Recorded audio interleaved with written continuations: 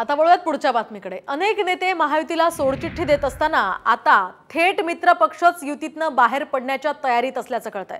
राष्ट्रीय समाज पक्ष विधानसभेच्या 288 जागा लढवणार असल्याचं प्रदेश अध्यक्ष काशीनाथ शेळके यांनी जाहीर केलंय। त्यामुळे आता महादेव जानकर हे महायुतीतनं बाहेर पडणार का हे जवळपास निश्चित झालंय। जानकरांमुळे आता महायुतीकडे धनगर समाजाची मोठी वोट बँक असल्याचंही बोललं जातंय। अशातच जानकरांच्या एक्झिटनं महायुतीला मोठं खिंडार पडण्याची शक्यता आहे। पक्ष हा 2024 विधानसभेच्या 288 जागा पूर्ण ताकदीने लढवणार आहे आणि या सांगली जिल्ह्यातील आठही विधानसभा मतदारसंघ राष्ट्रीय समाज अतिशय ताकदीनं लढवणार आहे।